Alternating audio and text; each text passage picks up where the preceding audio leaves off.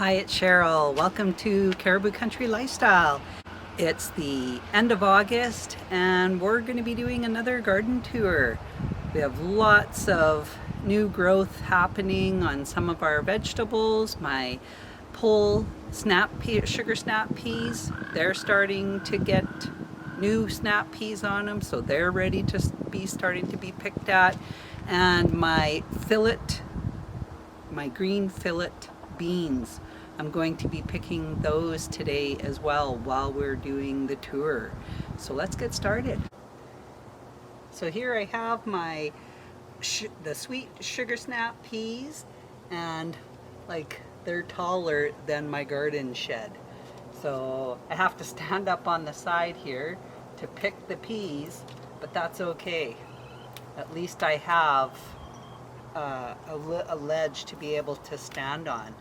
So I'm just going to pick these few that are ready, and I planted these later than my other snap peas, so that's why they're just starting to come in now.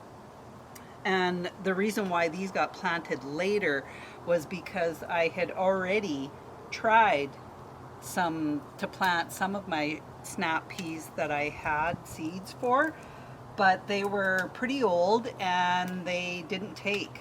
So I ended up getting some new snap peas and I planted those, and finally I got them to get going and take, and so that's why these ones are a little bit later than my other snap peas, because I've already pulled my other snap peas. So I only had a few here, just a handful of peas that were ready to be picked, but there's definitely more to come. And the reason why I planted them on this panel was because they would actually get a little bit more shaded and it wouldn't be as hot for them on this side, since the sun, it comes up, it rises on this side of the garden, and then it makes its way over to here, and it's like, I think 2 o'clock in the afternoon right now, and the sun is pretty much over on this side. Today it's a bit of a cloudy day. It's trying to be sunny, but it was calling for rain for yesterday and today. I've found a couple more snap peas on actually the back side, so I kind of have to look and see if there's any on the back side as well. So okay, below the snap peas we have the sunburst hybrid squash, which is coming along good. I just planted this not too long ago. Then we go into the red romaine lettuce, butter crunch lettuce, and I did plant some spinach in here. This is the countryside spinach, and I only had a few seeds actually take over here. In here we have my green zucchini, and if I lift up there I have a little zucchini there, and I thought I had another one in the back. Oh, it's over on down here, another little green zucchini. So I haven't noticed any yellow zucchinis yet, because I was saying before that I wasn't sure if this, I put in yellow and green zucchini seeds and I wasn't sure which was which.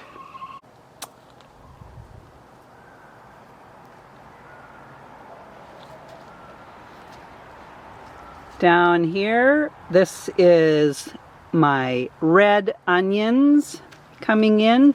Then we go into the multi-sown onions, and this could either be the Walla Walla or the Elsa Craig. Since I don't have them marked, there's some red onion multi-sown. Can definitely tell those ones apart.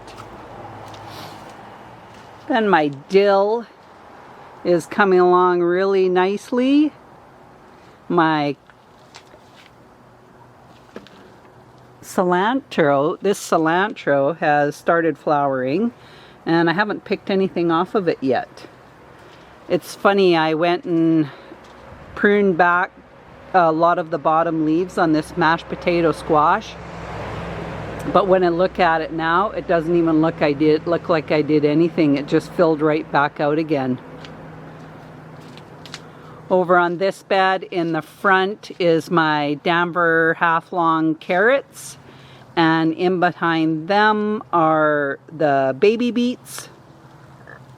And then over on this side in the front are the yellow Detroit, the golden Detroit beets actually.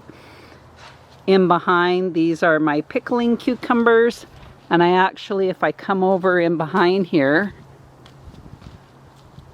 I actually have a little cucumber growing in the back there.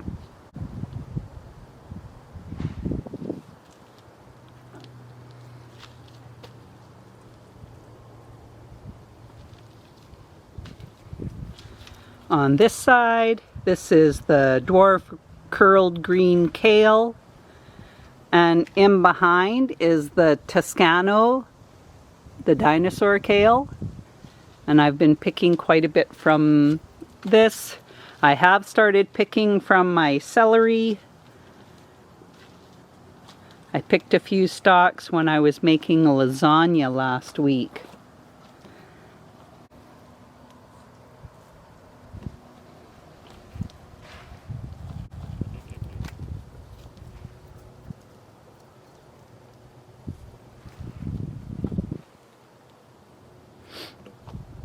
Here we have the yellow pear tomatoes. Have a lot of little tomatoes, cluster of tomatoes there. And then I have some more in the middle and over on the sides. I did tie up this old German tomato plant and took off the bottom leaves.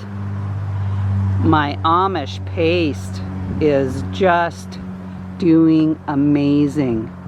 It has grown so high up this panel. And then this is another Amish paste. They are doing so well. Lots of fruit.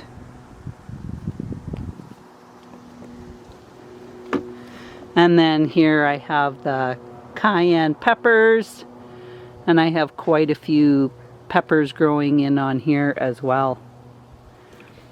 These tomatoes that are, these onions that are growing in the front, these are the Elsa Craig onions, and these are onions that I started from inside, from seed. These are the Brandywine tomatoes, and they're a heirloom tomato. Another Brandywine, lots of tomatoes coming in on there. Another cluster in the middle.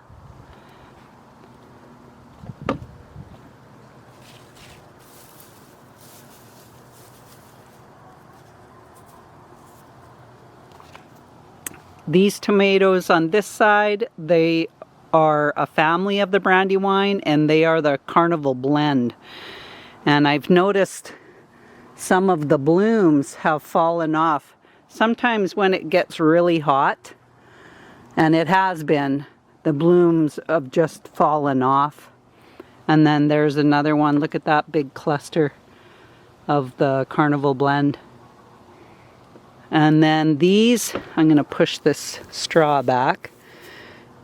These onions that I have planted in front here, these are the Walla Walla onions. Again, I started these from seed in the house.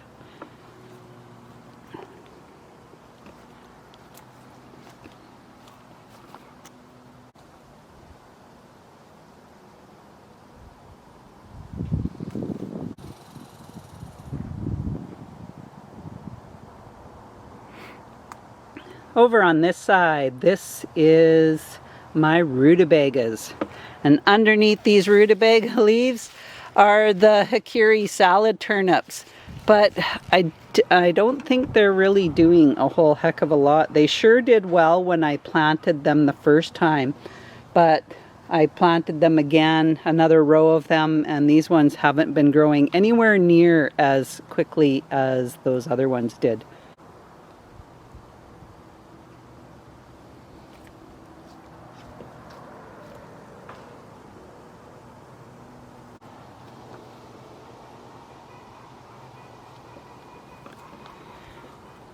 Okay, on this side I have the California Wonder peppers, and I actually have a couple of peppers coming in on that side.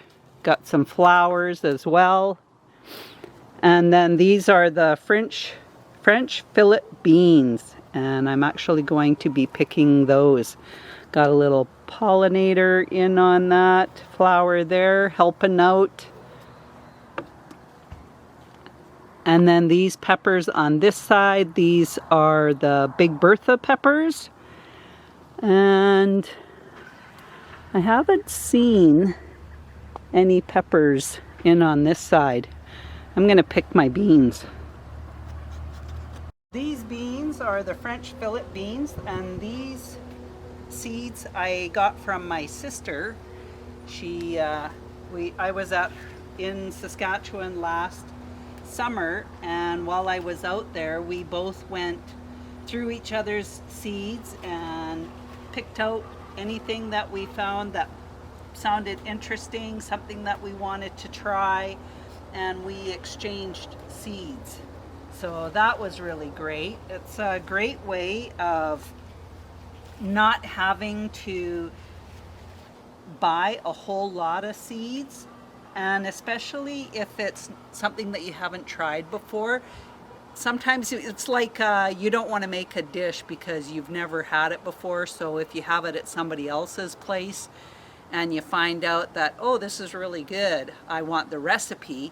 Well, doing this way, you can not buy a whole pack of seeds and then take those seeds, grow some of them.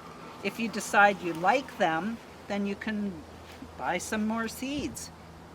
Or you could, like for these beans, for instance, you could even dry the beans, let them grow to the point where they are going to be past when you would actually pick them, let them dry and collect the seeds yourself, and you could have your own seeds for the following year.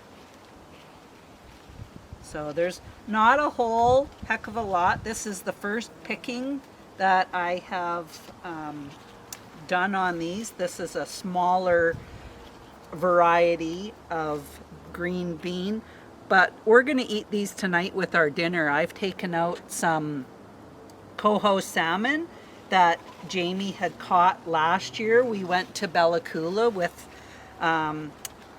my sister-in-law and brother-in-law and my son, both my sons, and one of my son's friends. We went to Bella Coola last year, stayed right there in Haggensburg, and the boys went fishing.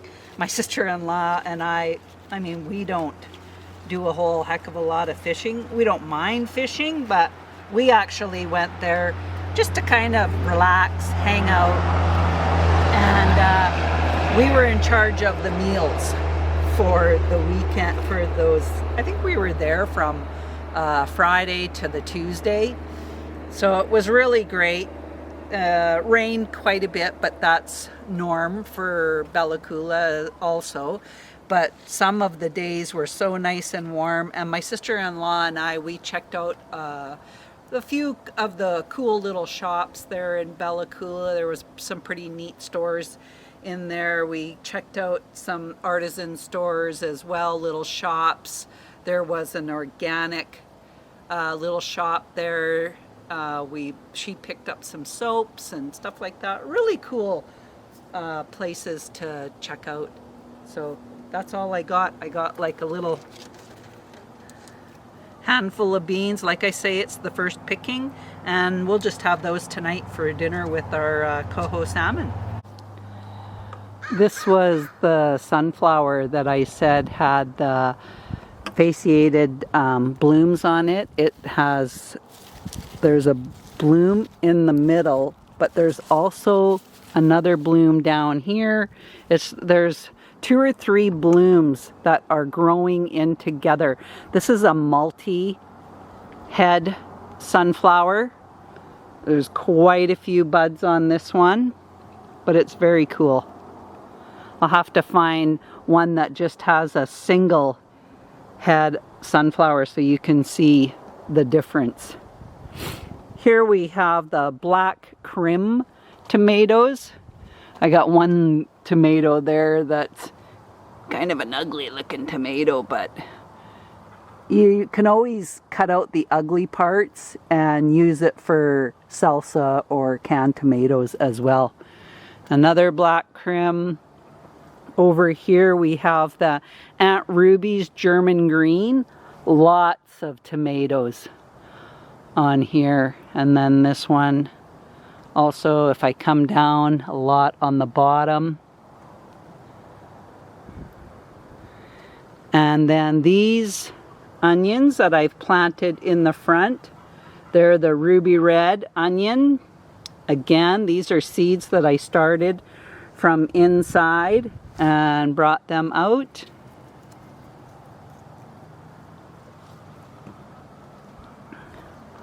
Over here we have the bull's blood beets. Look at those tops. They're just such a deep, gorgeous burgundy color. And the beets themselves are just so dark and rich. So those are in the front. And then I have cylinder beets in the back, in behind them. My husband was making a comment about the sun scald on some of the leaves. So he was suggesting that I should clean up the sun scald leaves out of there so that the beets look nicer. So I did. I listened to him. The one time.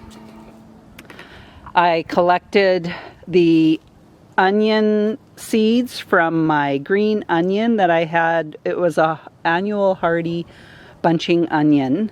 And I pulled out the plant, but I see all these little green onions coming and growing up.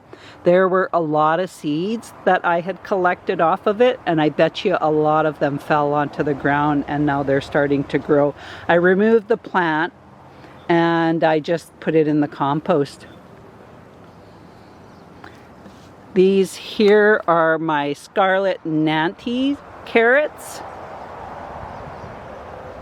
And then in behind, this is the New Girl tomatoes, these 2 plants. And then over here we have the indigo rose. And they are just looking lovely. I just love how black they get.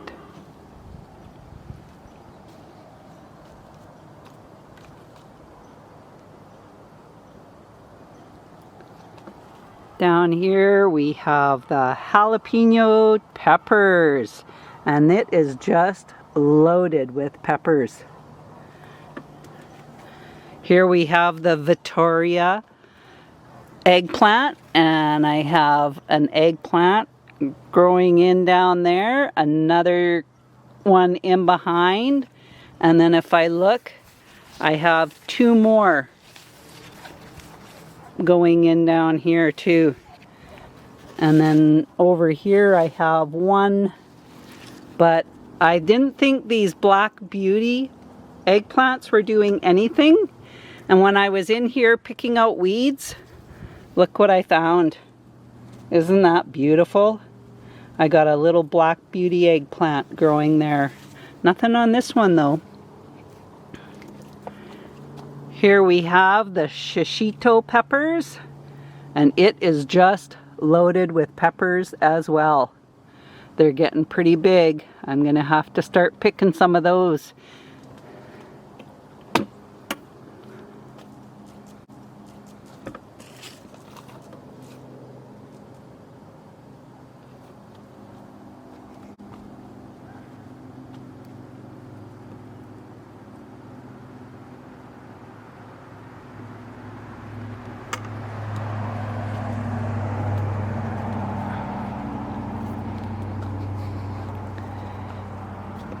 in the front on this side, this is the dragon tongue bush beans. Got a lot of flowers, but we don't have any beans coming on as of yet. And then these are the Cherokee purple tomatoes. This one here is just doing amazing as far as what the tomatoes look like. Another cluster up there. Some more. And then over on this side is the old German tomatoes. And I'm just going to move these beans because I got lots down there. And then I have another cluster there. And I have another one starting right in there as well. I'm looking forward to what these are going to be like.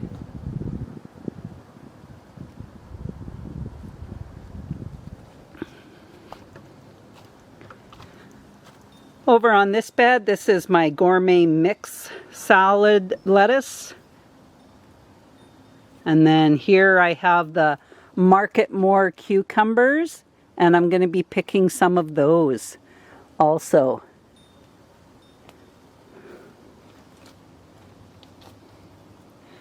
Got some aphids on this zinnia, at least that's what it looks like. Yeah, they're aphids. I can just squish them. Some more butter crunch lettuce. I'd rather the aphids be on the zinnia than in my butter crunch lettuce.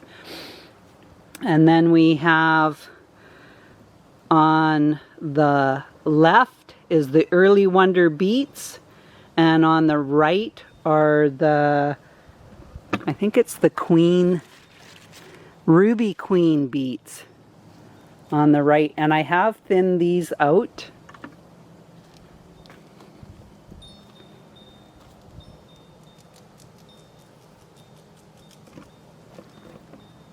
I have some, look at that cucumber. That is one I am definitely going to be picking today.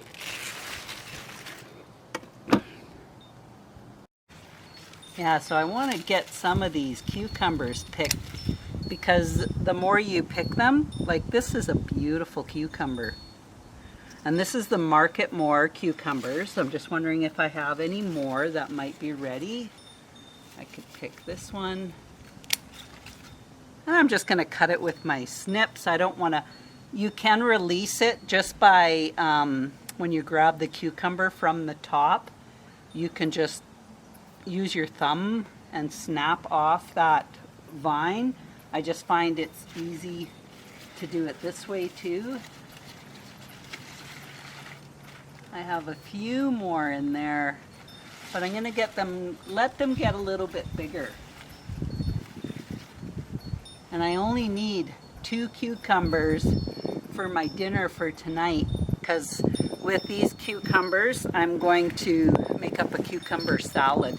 And I will put, I'll peel the cucumbers and then I will slice them up, and I will add red onion, and if I don't have green onion then I'll put red onion into it.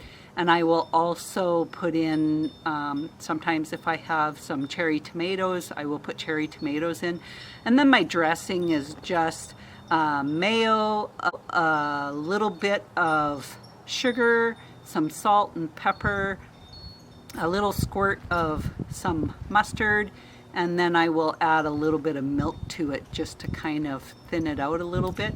And I put that over my cucumbers, tomatoes, and onions, and it's actually quite nice. So I will look on the other side and see if I have any more. Okay, coming in from the back side, on the left is the atomic red carrots, and on the right is the Damber half-longs. And I came through here and I thinned out some of the carrots because they were starting, the tops were getting quite large, so I figured it was time to come and thin these out.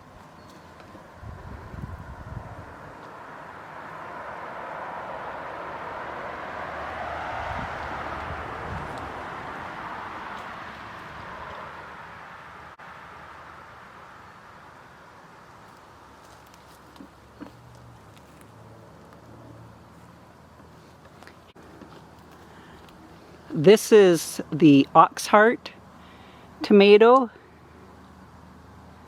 and right here it's in the shape of a heart. I just think that's so cool. Beside that is the chocolate sprinkles tomato, and I'll get a little closer over on this side, get a better shot. Look at those tomatoes coming in. They're so pretty, and they will be kind of a reddish color with the green streaks on the top that kind of stays on the tomato when they're ready.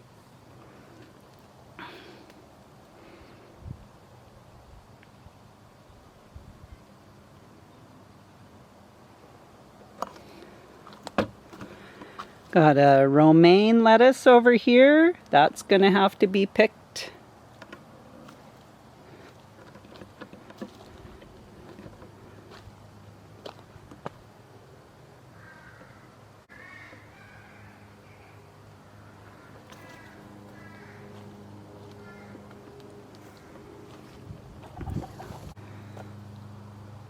This was the sunflower, so that's just a single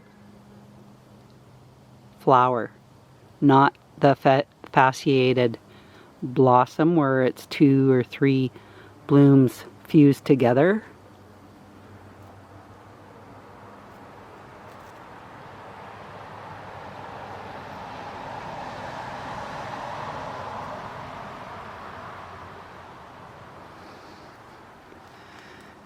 Okay, over here are my pole beans, and they are making their way up the panel. They're going to take a little bit longer before they're ready to be picked. They kind of got shaded in here when I had my short little variety of snap peas in here, and so they kind of got a little bit stunted there, but now that they're out in the open and the sun's on them, I think they're going to do a lot better. So in this, where I had the snap peas, I actually planted in some more radishes. I did some of the French breakfast, and I also did the China rose. So they take about 25 days before they're ready to be picked. Here are the Goldfinger carrots, and in behind them is the kohlrabi. This one's getting pretty big. I probably should pick that. Then on this bed, here is the Chinese toi choy growing in there. And then I planted another row of Chinese toi choy in front. I did quite a long row of that. So that'll be coming in soon. We have the Bright Lights Swiss chard. In behind is the Tabasco peppers. Just a plant, nothing on it. These are the natural black cherry tomatoes, and this one beside it as well. I have some flat leaf parsley growing in between my tomatoes, and then here we have another Oxheart tomato. And I'll come around over on this side because the peppers are a lot nicer to look at from this side. So this is the gypsy peppers, and they only take about 60 days, 60 to 65 days before you have peppers on them. So they are farther ahead than any of my other sweet peppers, other than the cayenne peppers, the jalapenos, and the shishitos. Those ones are doing good. Over here we have the potatoes. I have 5 varieties left. I have ended up, we emptied out 2 of the early varieties. I have 1 early variety left, and that's the Christina, but I think I'm going to wait until probably closer to the end of August, because I just found that those potatoes that I did dig up, that was the red Norlands, and the other ones were the Warba, and there just wasn't a lot of potatoes, and they weren't really big. They were okay, but they weren't really big. Let's go take a look down here. Okay, so over here we have cabbage, and if you can see, I have, this is the Scorpio cabbage, and I have heads forming on these. And I started all of these cabbage plants from seed inside, and I usually start them about 6 weeks before I'm going to plant them out in the garden. And then here are the cheddar cauliflower is next. I haven't seen any heads forming on these. And my gold, I think it's the gold cabbage. It's a type of an Asian type of cabbage. And then I have my celery and 1 broccoli plant there. Here we have Uncle Peter's squash. It's starting to make its way off onto the pathway. Here we have more of the Scorpio cabbage. I have 6 more plants over here, and I have 6 plants over on the other side. Over on this side, this is the sweet potatoes, and they are starting to cover up this area. They're starting to vine their way over, and this whole area will just be covered in vines. And this is the slips that I started myself. Here we have the corn, and that's doing well. I see this sweet potato slip is starting to grow in through the, making its way through the corn. My all Canadian watermelon, and it's starting to make its way in through the corn as well. And then these are all, besides with the corn, these are all spaghetti squash. And I have them growing through the corn. They're coming out over here onto the path near the fence. I might have to redirect that. I don't want it going out through the fence, so I can easily redirect that. I can just pick it up, and I'm going to turn it this way, and I'll pick this one up and turn this one that way. And you can just redirect the direction of the squash the way you want it to go. This one is going over this way, and that's fine. Look at my crazy dog. Oh, of course, now she's not going to do it. But she's like rolling. Oh, there we go. Not sure what that's about, but it's a thing. Apparently, this is a thing to do. Oh, she's done. She's probably wondering what happened to Cole, because Cole was back here too, but he's taken off. She's a crazy puppy.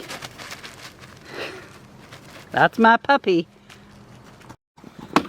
Last time I did a garden tour, it's like, oh, you need to lie down. I took you and showed you a plum tree that we noticed that we had 2 plum trees. Well, I was over here dumping some compost, and this tree here, I just realized it's an apple tree.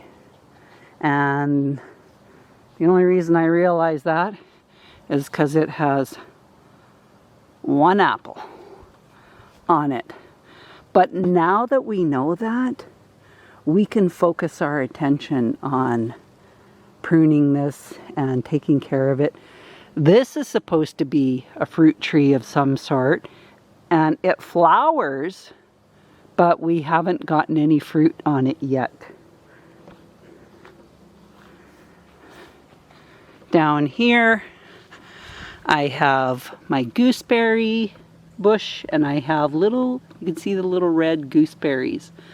They're not quite ready to pick. Every once in a while I'll come by and see if I can pick one off. It has to come off fairly easy. If it doesn't come off fairly easy, it's not ready to pick. And then over here I got a red currant this spring, so I've planted that here, and maybe we'll get something next year.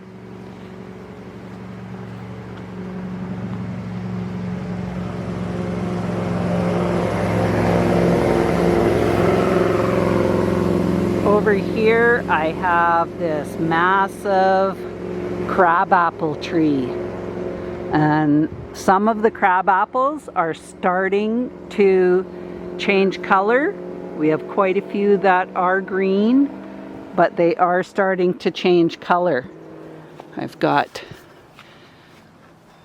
that's just loaded with crab apples all over. I've even seen the deer trying to, like, look at those. I've seen the deer, they get up on their hind legs trying to reach up into this tree, but hopefully to no avail.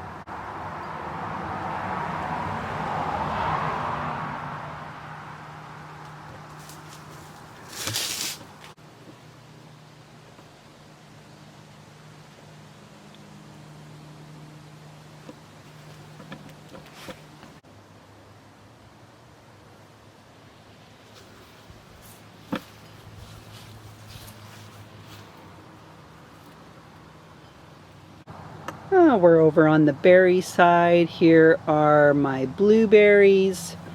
Really need to get in here and deal with these weeds.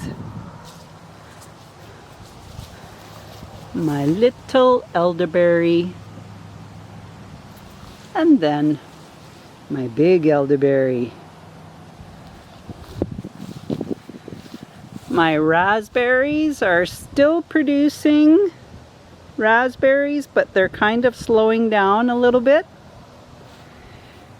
Here I have a haskap bush, and then I have another haskap. This one got hit by the weed eater, so that's why it's smaller than the other one. And then this is the blue plum that we got last year. So we just are waiting patiently for fruit. Here we have my strawberries. And then that's a sour cherry tree. More strawberries. There's a strawberry hiding in there. And then my last row of strawberries as well. And the strawberries are slowly dwindling down too. There's just the odd strawberry here and there. That is it. This is the pear that we bought last year, and it is an early type of pear. What is it? An early gold pear. So the year before last, my brother and sister-in-law gave us this pear tree, and we planted it in the fall, and it did really good the following year as far as leafing out. But last winter something went on in the winter time and this pear tree did not leaf out at all. This little pear tree only leafed out at the bottom. There was nothing on the top. So Jamie cut the top section off of it. I don't know if that's gonna be detrimental to it or what, but there was nothing on the top of the pear tree. I'm gonna come down over here.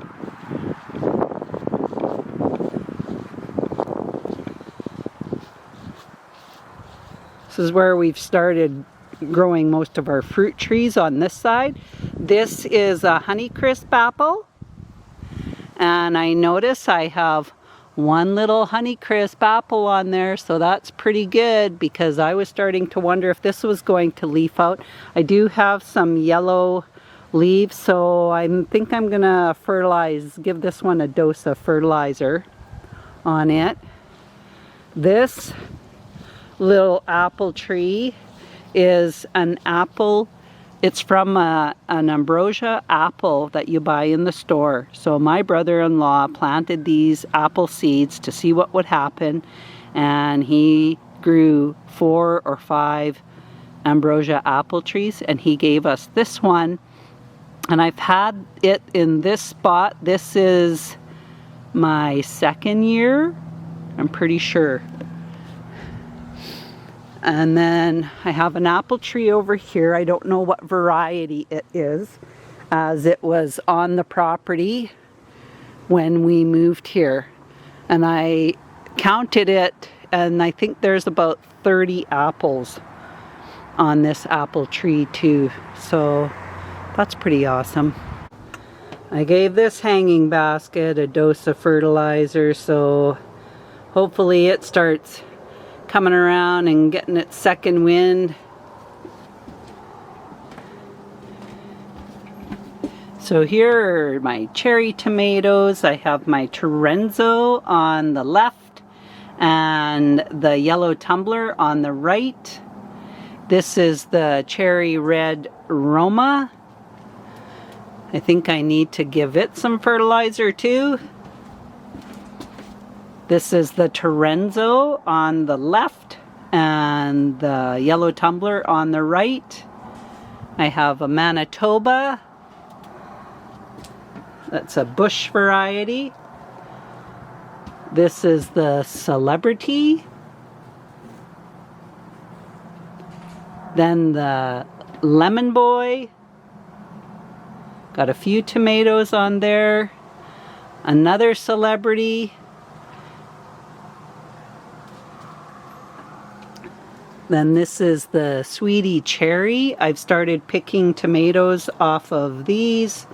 Another Sweetie Cherry. Another Lemon Boy. And then this is the other Cherry Roma. I see I have a tomato ripening there.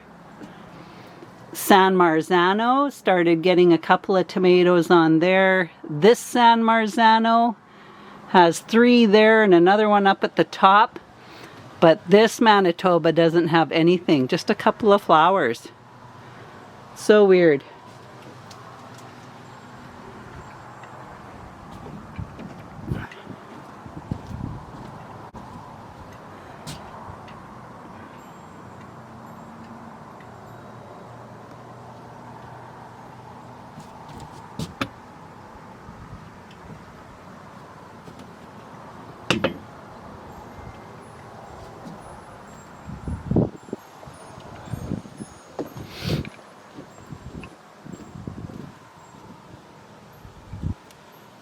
The flowers are looking so nice.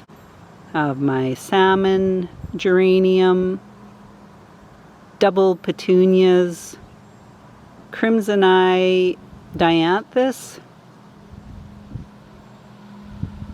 some of the alyssum, there's a balsam, white geranium, along with the salmon geranium. Some more double petunias. And that bud is of the dahlia. So it'll be opening up in the next couple of days.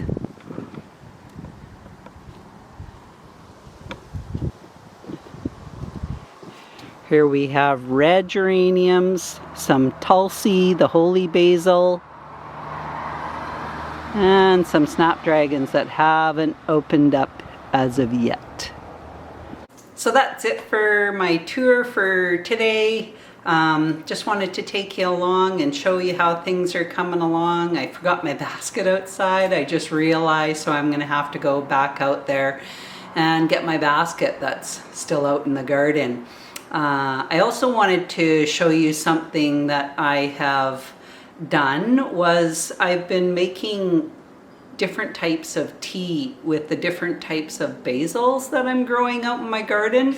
So far I've done a sweet basil, that's your regular sweet basil that you grow, and I take it, and what I do is I have this plastic insert, and I stuff the basil inside the insert, and then I have a jug that is specifically for being able to, if you want, you could put cucumbers and lemons in here and just put regular tap water, cold water into the jug and have the cucumbers, lemons, mint infuse into the water. But what I did was I put my basil in here, then I stuck it in my jug, and I heated up some water in the kettle and poured it over, and I let it steep for at least 15 minutes in the jug into the hot water. And then I would remove the basil, let it cool.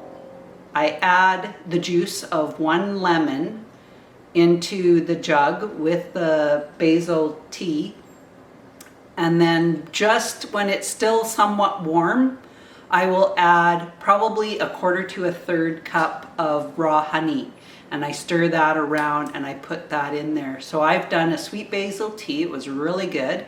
Then I did a lemon basil tea, and that one was really nice. This time I did the holy basil tea, and look at the color of that pink, and that's from the flowers that is on. Like when I pick it, I'm picking the leaves with the flowers and everything. And then what I do is I put the basil into this insert, and then I drop the insert into the jug, and it secures, it screws into the jug, so then it's secured in there. I pour the hot water over the basil and let that steep. And then once I've put the lemon juice in, and I did it for the tulsi, the holy basil too, I put a juice of 1 lemon in here. I filled it right up. It's quite a big jug. And then I add the honey, stir it around, and then you just keep it in the fridge. And you pour it into your glass. And I have a lid that goes onto the jug as well. And I poured it into the glass, and it's so refreshing. It's just a really nice, wonderful, refreshing drink. And if you don't know, the holy basil, the tulsi, it's very good for your digestive system. I actually drink tulsi and ginger tea that I buy in the store, and I drink that, and I'll put a little bit of honey in that, but it is very good for your digestion. Any of the basils are great for your digestion. I do have an apple mint and a regular mint, and I want to make tea with those plants that I have out in my garden too. So I just wanted to share that with you. Thanks for joining me, and we'll see you again next time. If you haven't subscribed, hit that subscribe button. Thanks for joining me. We'll talk again soon. Bye for now.